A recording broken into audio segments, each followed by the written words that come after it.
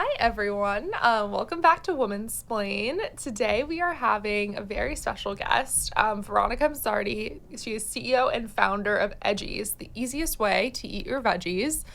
She's here to talk about her company and to learn more about her. We're so excited you're here. And Thank you for I'll having pass me. it off to you to introduce yourself and tell us a little about your company. Amazing. Thank you for having me. I'm Veronica, the founder of Edggies Veggie Sprinkles, the easiest way to eat your veggies. Yay. Amazing. I started the company almost 2 years ago when I was working at an investment bank where I worked for about 5 years. And like a lot of busy professionals in many different fields, I was kind of slammed and didn't have enough time to take care of myself. When I could, I would make the healthy decision, get a sweet green salad, but every once in a while, I'd get some takeout or something. And I wanted a way that I could add some nutrition to those meals without getting into the kitchen and cooking, which, as you can probably imagine, is not appropriate in an investment bank's coffee kitchen. So I started playing around with an industrial dehydrator in my little East Village apartment, and I found a solution, which was just simple: dehydrated vegetables. I was pretty surprised it wasn't already a thing. So we started selling it at the farmer's market, and honestly, I put a pin in it. But then people started reaching out via email, and they're like, "Are you coming back?" And so I knew that this was something that could help people, and the people were interested in. And so last May, I quit my job to start the company. Congrats. And it's been an amazing journey of learning about the food industry, which I didn't know a single thing about, learning about nutrition, learning about packaging, learning about marketing, all this stuff. So it's been a fun journey. That's awesome. I mean, as women in finance, we know how demanding the hours are. So Yeah. when you were first starting, experimenting and building their product, how did you kind of balance your full-time job with Edggies? I mean, I tried.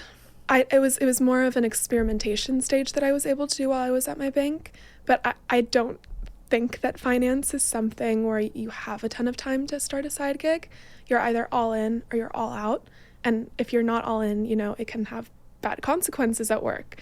So I think a lot of people feel like if they're going to pursue their side passion while they're at a really demanding job, they have to sacrifice other things that are important, like working out or seeing their friends. And for me, that was kind of a non-negotiable. So I knew that I either had to go all in or stay in finance. And that was very scary. Yeah. That's awesome. Yeah, that's amazing.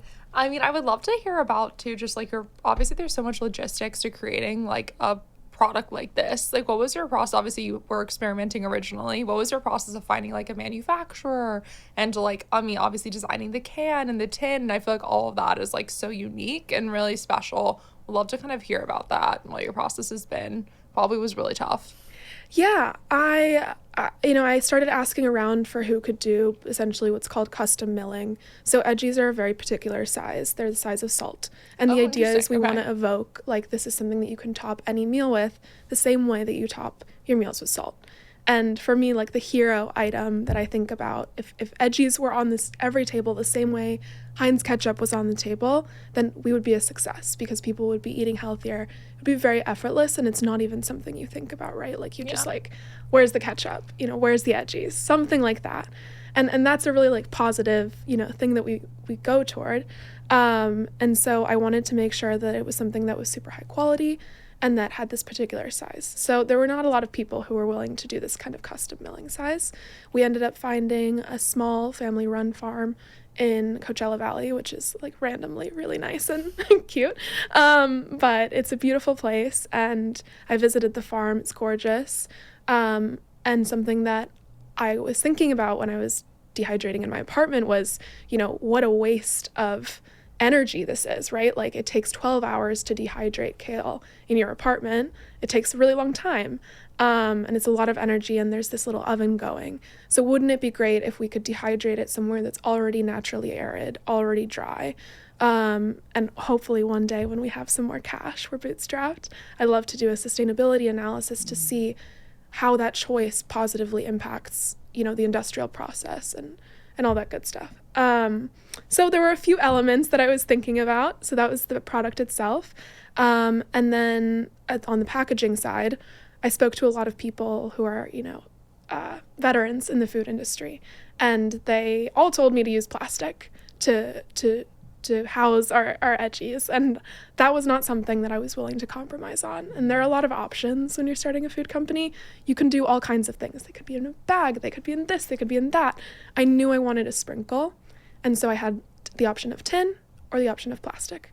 And we're just not going to compromise on that at this point in humanity. So that was an expensive business decision for me as a business owner. It makes the margins a lot tougher, but not something that I'm willing to compromise on. And the tins as well. They're a custom tin so that the sprinkle function pops off and you can refill them. So the sustainability element was something that, we focus on how easy it is to eat the vegetables and how the nutrition is there. But for me, the sustainability is non-negotiable on the back end. Yeah, no, that makes total sense. And I think this is such a fun way to get your veggies in, as you said. Why kale? Like, why did you pick kale?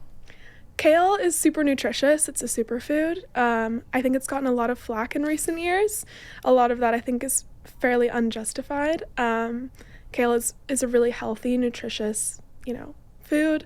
A lot of people talk about oxalates, but spinach is much higher in oxalates, and you'd have to eat an inordinate amount of kale to have any negative effects from oxalates. Kale is super rich in vitamin K, vitamin C. It even has some protein in there, which is very trendy. Wow. There's 22 grams of protein in a tin of Edggies. Oh my gosh. Which I wasn't really focused on, but when I did the nutritional analysis, we used a third-party lab. I was pleasantly surprised. And then there's a great amount of fiber. So it's a great kind of almost like scrubbing bubble for your body, right. As you're eating, maybe that takeout. So it's a great, powerful food. And I think when you pack it into one tin, it can do a lot of good. Yeah, no, absolutely. I mean, personally for me, I definitely don't eat enough vegetables. I'm sure like a high percentage of people don't as well. How do you think veggies would like work alongside? I feel like there's been a huge boom in like this supplement department as well, and like the supplement industry. Like, how would you kind of compare Edggies? Maybe if they're saying it's honestly similar to a vitamin or a supplement, or that it's not necessary because I take like supplements or vitamins. Yeah, so supplements and vitamins are just in a completely different part of the grocery store. A lot of them are made with some artificial ingredients, which can be good or can be bad. I think Edggies positions those same vitamins in a completely different way than the vitamin aisle. I think a lot of people skip that aisle when they go to the grocery store.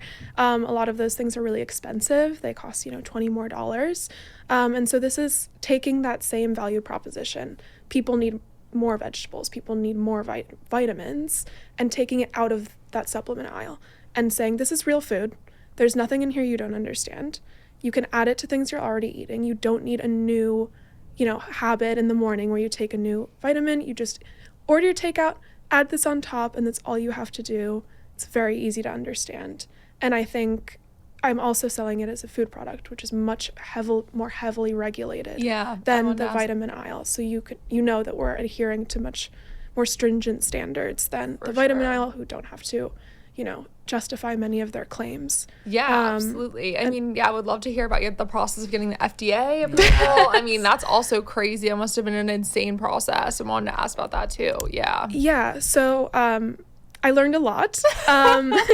Claims on food products, especially to be able to say that something is high in a particular food, you need to have more than 20% of that daily value in the product. So Edggies are high in vitamin K and vitamin C, and they're a good source of manganese and folate. Okay. So good source means that it's 10% or more. Wow. So there's technicalities with how you're able to message certain things. Wow. And also the serving size of Edggies. You can add as much as you want, honestly. If you want to eat kale that day and you don't have any in your fridge, you could add a lot more than our serving size.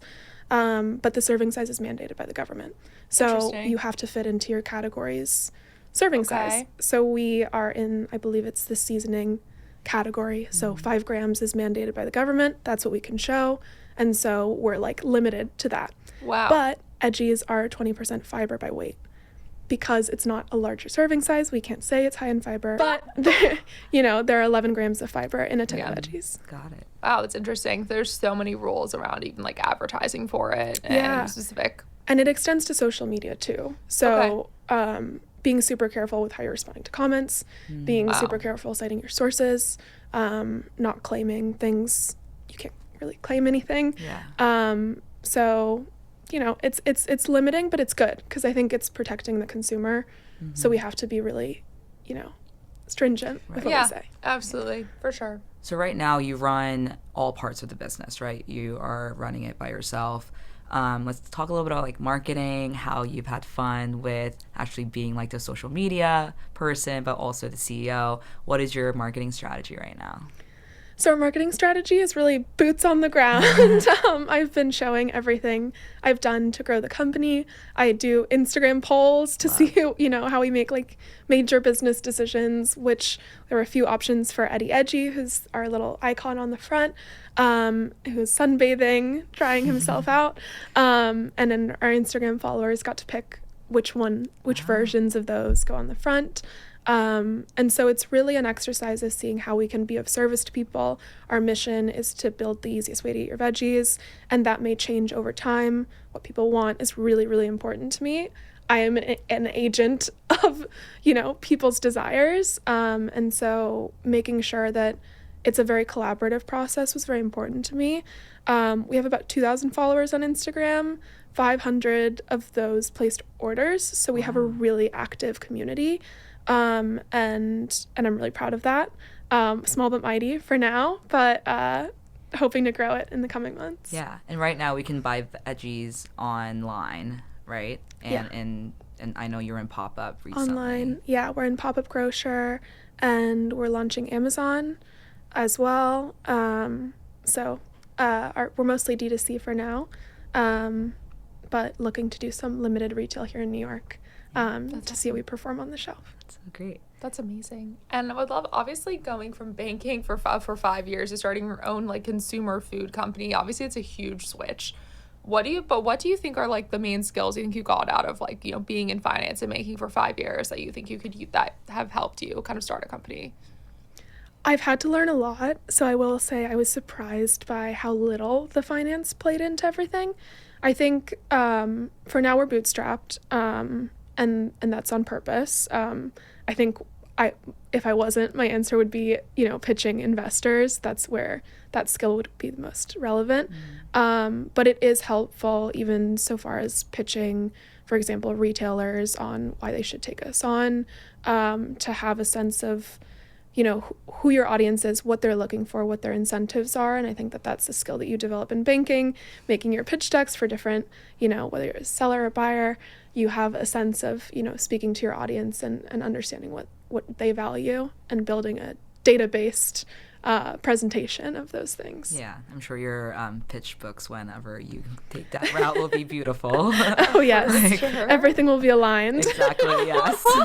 Did you do any sort of like market research before you started Edggies? Like, did you look at like what, I mean, obviously I really can't think of innovation in condiments in a like at all. I feel like this is really unique in terms of like a new food product because it is like a condiment, or I guess would you call it a seasoning, and I think that is really unique and obviously like really filling kind of a hole in the market for innovation in that area, because I feel like honestly like the condiments and seasonings have been the same for the last 100 years. Yeah. Did you do any sort of market sizing or like, I don't know, market research around seasoning and condiments? And like, is that how you kind of led to this like kind of specific structure of Edggies, or how did you kind of lead there? Yeah. I mean, the origin of it was like my need for, you know, vegetables, and the way that I like to apply it was kind of in the sprinkle function. So by the form of the delivery of it, it lends itself to being called a seasoning. The seasoning aisle is an interesting one because it's mostly for flavor, right? Yeah. And mostly for cooking. Like, you don't, like, vast majority of seasonings are not, like, just sprinkled on top of stuff, right? Yeah. You have, like, your hot sauces, which people typically add to stuff when they're not cooking. But besides that, it's mostly kind of, you know, the cinnamons of the world used for baking, that type of thing. Edggies addresses a much larger demographic. Anyone who's looking for more vitamins and minerals, which is, I believe, 90% of Americans are looking to eat more vegetables. Wow. 90% of Americans are deficient in fruits and vegetables. Damn. So it's pretty kind of obscene how Right. That's how many crazy. people are missing their vegetables. And so I think this is a really it's new. I don't know why it doesn't exist in the U.S. In other countries, in Japan, you have furikake, so the Okay. seaweed seasoning that people add to their rice. And there's actually a similar product in Germany that's quite common, which is a dehydrated vegetable. Okay. The dehydrated vegetable market is growing Yeah. rapidly. I think as we take a look at food waste, Yeah. dehydrated vegetables start to make a lot of sense. We don't want to be throwing away food. I think as people, inflation hits supermarkets and people start to think about where am I losing the most money, most of the food waste in the United States comes from households, and then zooming in a little bit further, from produce in households. That makes sense. So there is a food waste angle as well to the Edggies product that, again, for me, these things are really important. Yeah.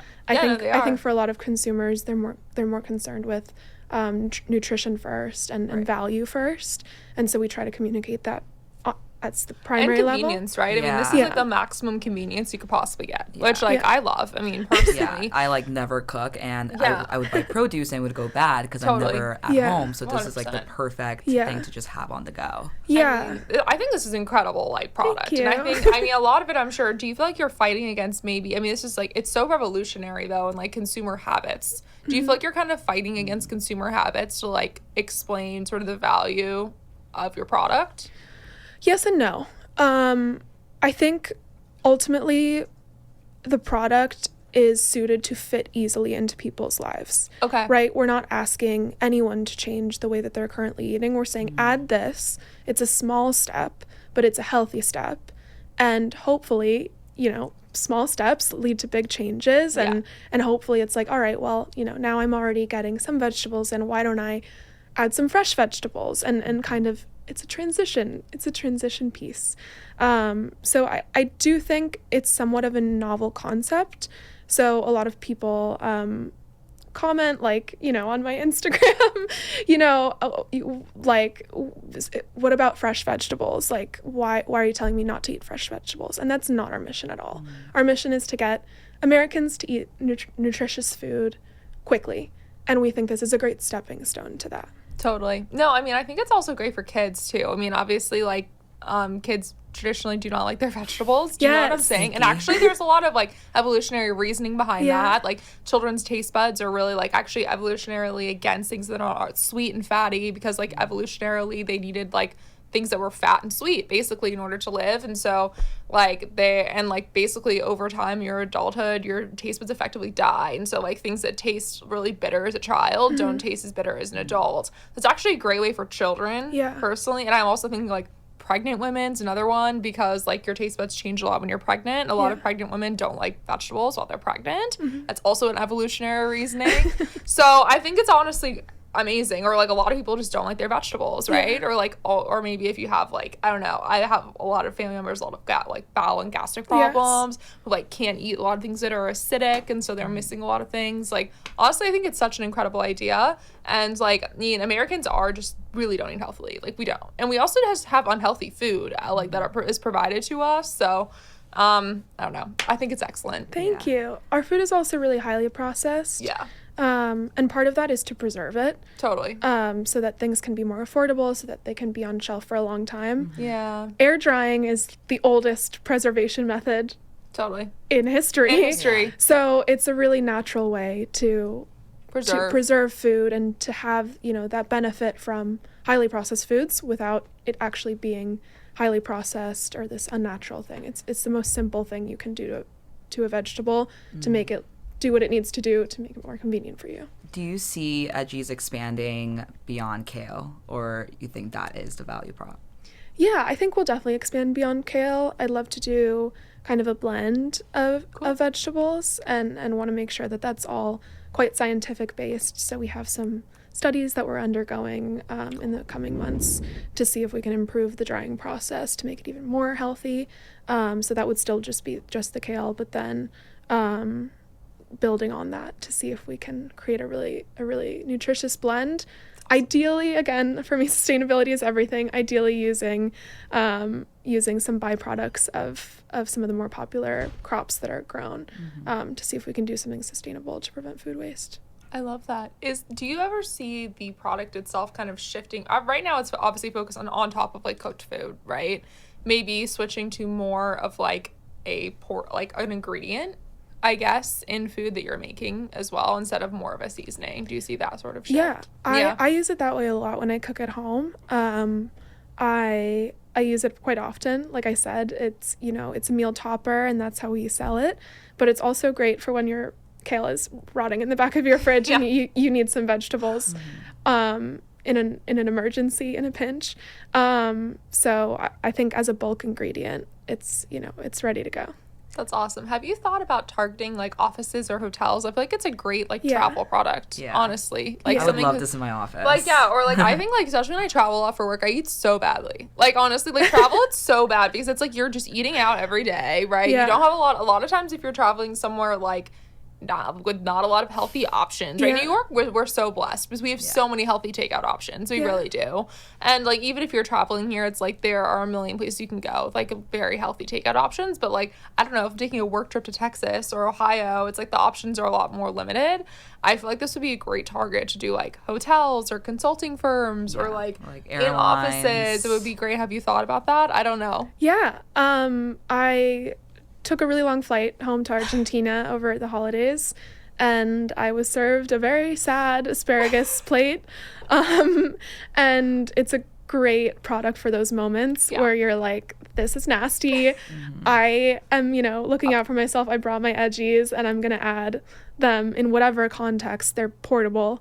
They are. They're green and they're dried. So you might think that you might have some problems going through TSA, but I've had no problems. You guys should advertise that. Like, good for TSA. You know what I'm saying? Or, like, I don't know. Like, you're in the airport. There's not very many options. You know what I'm saying? Like, I think, like, those moments are like, there's literally 4 places, and they're, like, all fast food, and I'm starving, and I'm going to eat something. It's, like, it is really great for those moments, right? And regarding the corporate setting, that's the dream. At my launch party, I asked everyone, most of you have already bought a tin. You're here because you support us.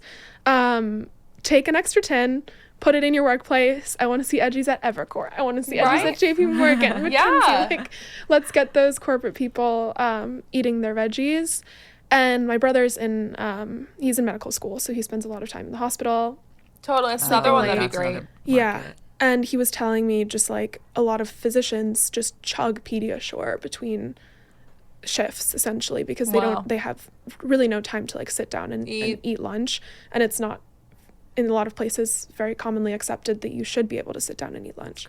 It's so literally horrible. Yeah. How we treat our residents is like another like just crazy thing that I agree. It's like ridiculous. Like I don't even know. Yeah, so there a lot of physicians are eating really highly processed food, and expediency is really important. So you have these really highly skilled jobs, bankers, physicians, lawyers who are not getting the nutrition that they need, and they have high pressure jobs. The stakes of their decisions are really high. And so how do you meet people with limited amounts of time and say, this is something easy you can always rely on? Absolutely. And I mean, a lot of these highly skilled jobs too, it's like you're absolutely, I mean, not even that you don't have time to cook at all, but it's like literally the job is built around you not cooking, right? Yeah. Like literally, I mean, and when you're in banking and consulting, it's like literally they give you free food so you don't go home and cook, right? Right. So you can work more. Yeah. So it's like, it's literally the entire infrastructure is against you grocery shopping. Right. And like against you getting healthy food, which is actually ridiculous. Right. And so like my diet at my bank was, I had my sweet green rotation for lunch. Yeah, totally. And then when I would, work late, that's the time where you're like at your weakest. Totally. Your boss has probably gone home. Yeah, absolutely. You are there alone. Oh, maybe the lights are flickering off. And it's Thai food, but it's a $25, maybe $30 now stipend. So you can't get a side salad. No. You're getting like the tikka masala. 100%. You're not getting a side salad. No, I agree. I'm like literally the amount. I mean, I would have like my rotation. I had Taco Tuesday going on, Pizza Monday, Burger Wednesday. Like, do you know what I'm saying? I was like, none of that shit was healthy. Right. Okay, like it was delicious. Yeah, it was delicious, and it had to be delicious, and there's a time and a place for 100%. But for it's those like great like foods. now that I work from home, I have a lot more flexibility, and I eat like healthy dinners like 4 nights a week. Do you know what I'm Yeah. saying? And then like honestly on the weekends I order out or whatever. But it's Yeah. like that's totally fine. Like you can totally indulge twice a week. Yeah. But like doing it 6 times a week, which is what I was doing it, is Yeah, I definitely mean, I'm doing that really now, bad for and you. it's Like bad. you're just like okay, and like you're living such a high stress lifestyle that like you're not gaining weight or anything, so it's like it doesn't feel like it's unhealthy. Yeah. But it is eating into like your energy. It's eating into like your like honestly like long-term health effects. A lot of these also Yeah. people working really late are really young, so they're Yeah. not seeing like the health effects Yeah. that it's going to cause. But I mean having just like even just an easy thing to really even shift that is I think so helpful. Yeah, Yeah. I saw an influencer that was talking about, they were making a joke, and they were like, why are all these, tech bros and finance bros doing all this health optimization for what? Like to send an email? Oh yeah. And it was super funny. Yeah. But when I thought about it a little bit, I was like, well, you're sleeping less than 8 hours a Totally. night. Your brain is on all day, and if All it's day. not, your You performance get will fired. suffer. You will know. You will get You'll fired. get yelled at. And Yeah. you're also sitting for a So really long. long time. So basically, you maybe, if you're lucky, have 1 hour to work out at like 6 a.m. in the morning. Totally. And you have to fit all of your movement for the day Yeah. in those moments. So to see people want to optimize that brief time actually makes a lot of sense. Yeah. Totally. And they're fucking tired. Like, do you know what I'm yeah. saying? Like, Yeah. when I was like a banking analyst and on like, when I was in private equity, like, I was so tired. And like, honestly, I was just congratulating myself for working out. Yeah. Like, I was like, wow. Like, I am closing a deal and I Right. made it to Soul Cycle Yeah. today. Right. I am not absolutely pushing Also, my like, limit at yeah. Soul Cycle. I am barely pedaling, but I don't give Yeah. a fuck. Like, I'm Right. like, it's great. And it, like, of course, you're trying to optimize like those Yeah. 40 minutes. So you can have another 20 minutes of sleep, which like makes a big difference. Yeah. when Yeah, you're so you really push tired. yourself really hard. Yeah, push yourself really hard. And those moments where you do have like maybe 30 minutes to eat your food, Yeah. like you're optimizing for your mental health. That is Totally. the only Yeah. time in the day you have for you. It's Yep. true. And it's very brief, and there's not a lot of time to think. Yeah. And so I think all this to say, like tying it back to Edggies, Yeah. like it's really a product that is built for like mindless like nutrition. Like Yeah. this is something shake, shake, shake. I'm not Right. even thinking. Yeah. So Whatever's easy. on the plate, Yeah. it's easy. And I think easy and not having to think about it is how we're gonna get people to eat a little bit better. What is I your love it. favorite way to eat Edggies? I know it's like savory, but you can put it in dessert. Yeah. Like, what is your type of go-to? I think it's really great in soup. I'm a big soup Ooh. I girl, love soup. especially I in the love soup winter. so much. I love soup. Oh, especially in the winter. Yeah. And it's so easy to make. No one Yes. eats soup at the office. I don't know if it's like a No. women thing. Like literally, I'm the only person eating soup, so I will put that in my soup. Well, yeah, I think it's usually like bowls, right? Yeah. People eat Yeah. a lot of bowls. Right. Bowls is a great application too. Like Yeah. rice is awesome. Ooh. Also, a really nice part about Edggies is that it looks, because of how it's It looks cut, like it it looks looks like an an herb. Yeah, it looks like a little cilantro or something. So it's not It looks visually appetizing. intrusive. Yeah, it looks appetizing. And so that's one of my favorite things too, because I like everything to look pretty. Oh Yeah, yeah, it's so totally. aesthetic. It also just makes it feel more natural if Yeah. you're like, because a lot of people will put like cilantro on top of their food or something, right? Too. So Yeah. like that feels like more fitting in. Like you go like to a normal, addition or seasoning. Yeah. As well. No, I love that. What do you in terms of like I guess growth and marketing, etc. How like in 5 years, I mean, I think this for me, I mean, what sort of made you decide to bootstrap your company, I guess? I feel like this, for me, like hearing your story, the origin, sort of like the really unique market focus, the focus on like, honestly, high, like meaning all these things sound like a very attractive investor like product in consumer space. Yeah. So I just would love to hear about like your story of deciding to bootstrap and your reasoning behind it, and if you ever would like, investment. Well, I am the investor. So I believe that it is a product with a huge market, huge addressable market. Yeah. It's a simple product. Totally. It's easy to manufacture.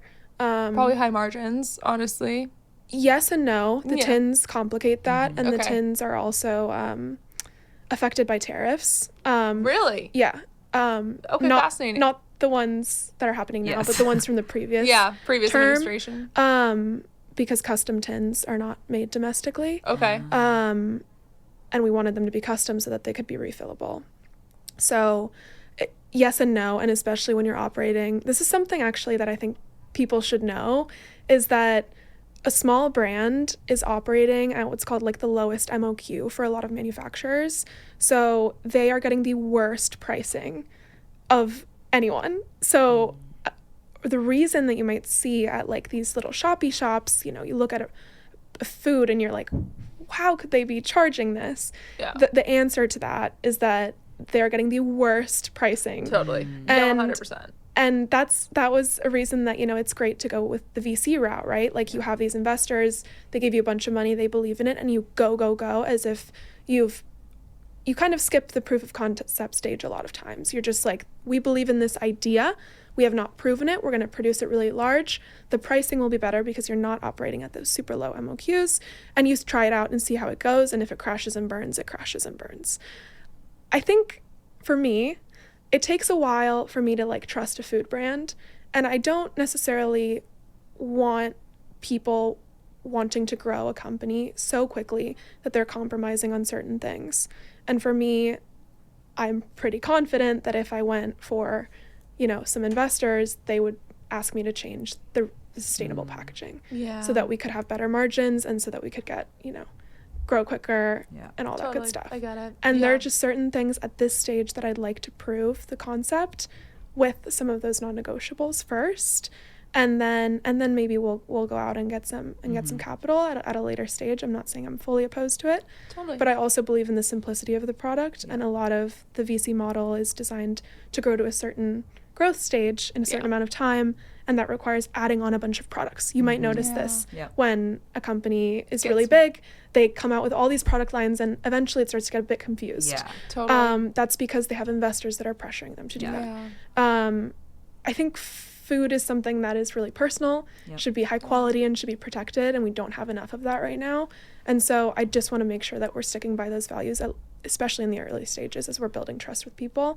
And I want them to see me and know that I care and that I'm listening to them, and not like this big marketing machine. Yeah, I think it's really hard. Like, we see examples of companies growing too fast and too much, and as like consumers you get really confused. And I think the whole way that you built the brand was like, you're the face of Edggies, and I feel like with outside capital you do kind of lose that a little bit. So I mean, I totally respect your decision there. I'm not saying we won't need it at some point. I'm not, you know, made of money, and there have been a lot of moments where I have wished that I you know, have some support outside. I think we could, you know, things could be flashier, our production could be more, you know, nice. It could be better. There also are a lot of in-between options. I mean, I'm just thinking of my investor brain. I'm like, this would be really attractive to investors. Like, I just think, and there are a lot of consumer products that aren't, in all honesty, that are like really successful, and they really like, they are wonderful for the consumer, but they're not necessarily like investor bait, if that makes sense. But this, I think they would love it. And I feel like it's also the type of thing that like the VCs, it's like something they would use. Do you know what I'm saying? And I like a lot of it. I know that's like, I mean, that's a big reason why female founders often don't get investment, because most of the time female founders are creating things that are like female oriented, which makes sense. And 90% of VCs are men. So, and actually there's even more male investor, like it's early stage investors are more male dominated even than later stage investors, which is like wild. But this is something that would be really attractive to them. So that's all. But like, I think I really respect your idea. Like, I totally understand from being from the finance side too, just seeing kind of how predatory and difficult it can be to be an operating founder. And also the fact that you're a solo founder. We'll talk about that too. How has that been? And like, I feel like they're obviously being a founder is so difficult and lonely. How do you think you've kind of been able to also be a solo founder, run this company yourself? Well, I'm not a solo founder. Oh, okay. I have a dog named Mortadella. We love. Who is by my side along the way. Our favorite way of working together is he sits on my lap and puts his head like right at the edge of the keyboard. So he's there, you know, he's in my meetings sometimes. I'm like, you know what? I left finance for a reason. My dog is attending this meeting. So no, I mean, it is pretty lonely. I've been talking to him a lot. But yeah, that's tough. I think having a co-founder is a double-edged sword sometimes. If you have a great co-founder, they can be really value additive, and they can also be a great emotional support. But if you have a bad co-founder, Yeah. things can go really awry really quickly. Totally. And so, you know, again, double-edged sword, but I think what you benefit from when you're a solitary founder is that there's like a cohesion of vision. And that's a lot of work for me. And up until the launch, so a week ago, it's mostly been like an ideation R&D stage, right? Like things are not ready yet. So I'm, you know, first building, you know, looking for a farm. There's not a lot of time pressure on that. Looking for a packaging partner. This is like a research project, essentially. Like there's no time pressure. Now that the product is made, there is a lot of time pressure, and I'm starting to feel very overwhelmed. I'm not gonna lie to you. And I think, you know, hopefully the product sells well and I can bring on some help, but probably in the form of consultants. Yeah. But it does get to be really overwhelming. However, I have been in, I guess at this point, 2 very demanding jobs. I've been an investment banker where I was working around the clock, and now I'm an entrepreneur who's working around the clock.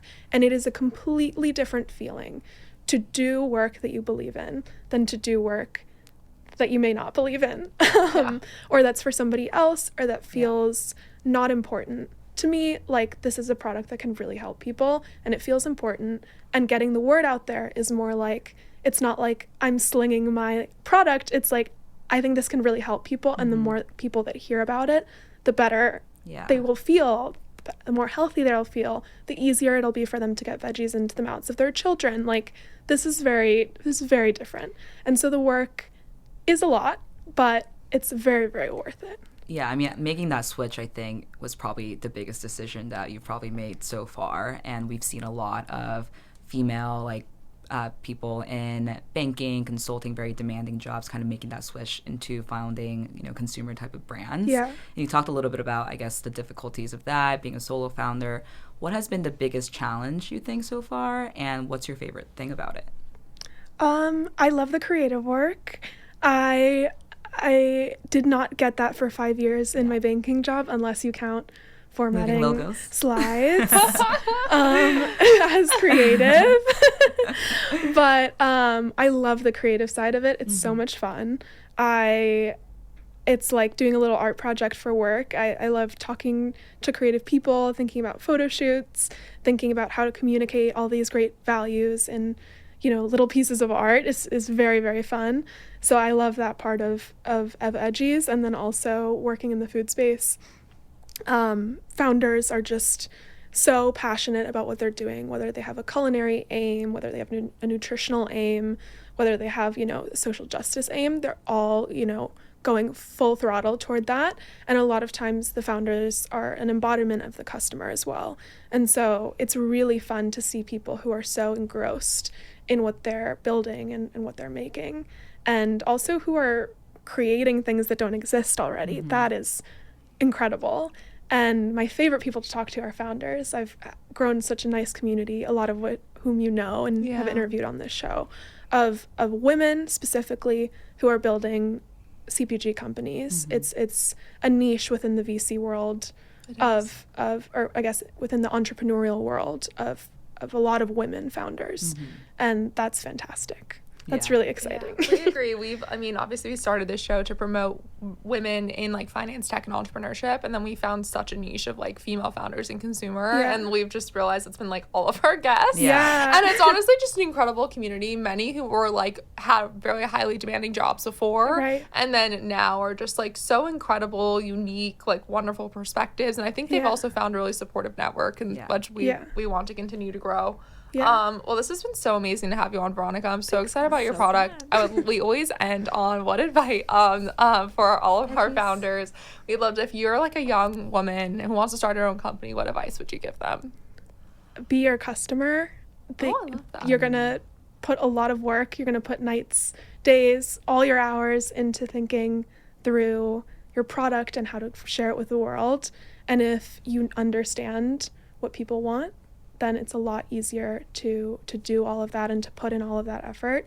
So let it be a representation of something you truly desire. That's awesome. We love that. We love that. Thank, Well, you so much for having coming. us. Where can we find you on socials? Yeah, on social media. Yeah, EDGGIES Okay. on Instagram and on TikTok, and edggies.com to buy some veggies. Perfect. We love And it. pop up, It's such a too. cute name, by the way. Oh yeah, how did you come up with the name? Last question.